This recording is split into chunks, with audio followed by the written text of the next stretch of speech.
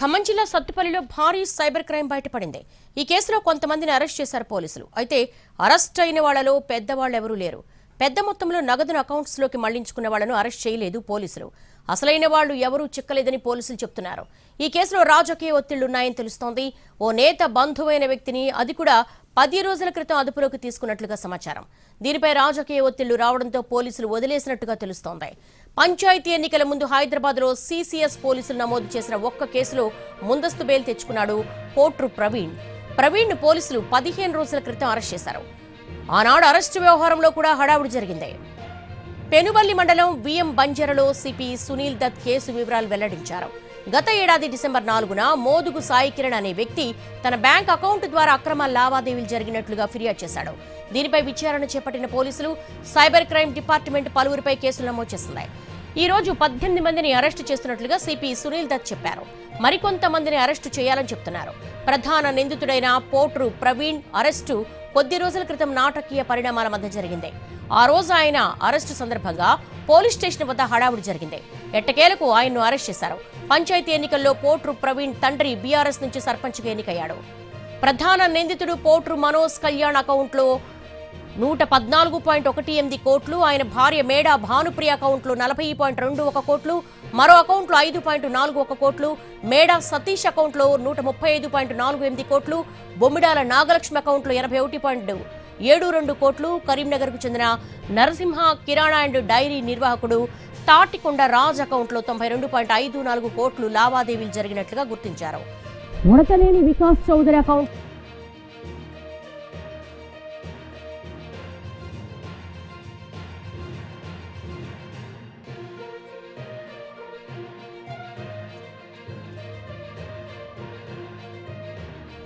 ఉడతనేని వికాస్ చౌదరి అకౌంట్లో 80.41 కోట్లు జమయ్యాయి. ఇలా మొత్తం 547 కోట్లు లావాదేవీలు జరిగినట్లుగా గుర్తించారు పోలీసులు.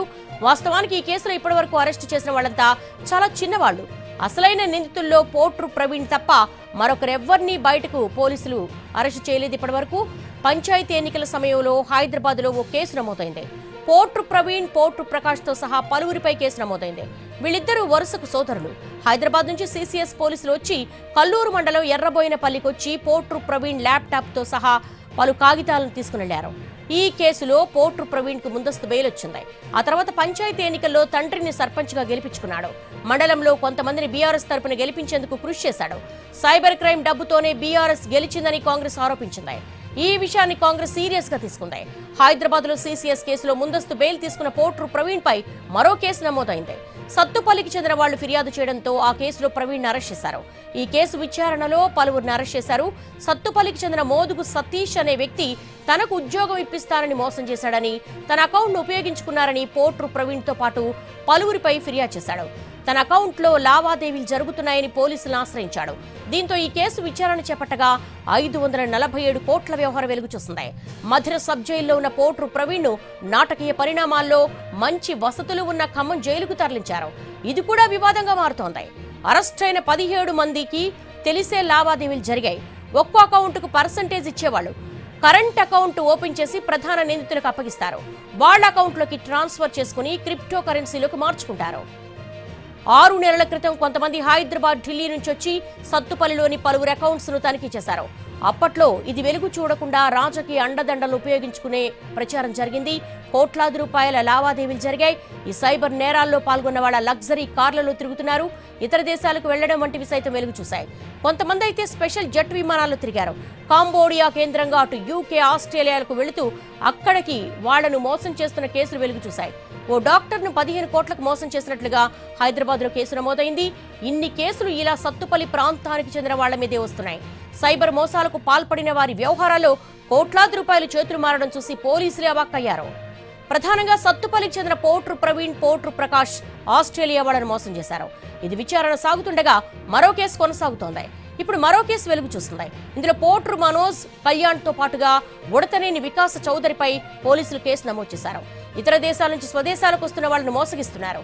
ఆస్ట్రేలియా నుంచి ఇండియాకు వచ్చే వాళ్లకు వారి పేర్ల మీద కాస్ట్లీ కార్లు బుక్ చేసి బ్యాంకుల్లో మ్యాట్రిమోనీ, రివార్డు పాయింట్లు, gaming, betting, share market, betting, crypto currency మోసాలకు పాల్పడుతున్నట్లుగా పోలీసులు గుర్తించారు.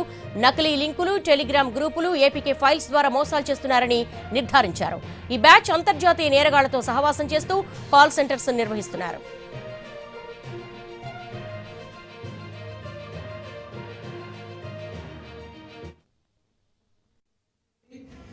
అండ్ బయట కూడా జరిగింది, కొంతమంది ఆస్ట్రేలియన్ సిటిజన్ కూడా చీట్ చేయడం జరిగింది. బట్ అది మనం ఏమో చెప్పినైతే అందరూ మ్యాక్సిమం ఇండియన్ సిటిజన్కి చీటింగ్ చేసి ఇది సైబర్ ఫ్రాడ్ చేసి డబ్బు ఇక్కడ నుంచి బయట పంపించి కొన్ని కమిషన్ తీసుకొని ఆ డబ్బుకి అక్కడ కంబోడియాలో ఉన్న చైనీస్ ఏజెంట్స్ ఉన్నారు వాళ్ళకి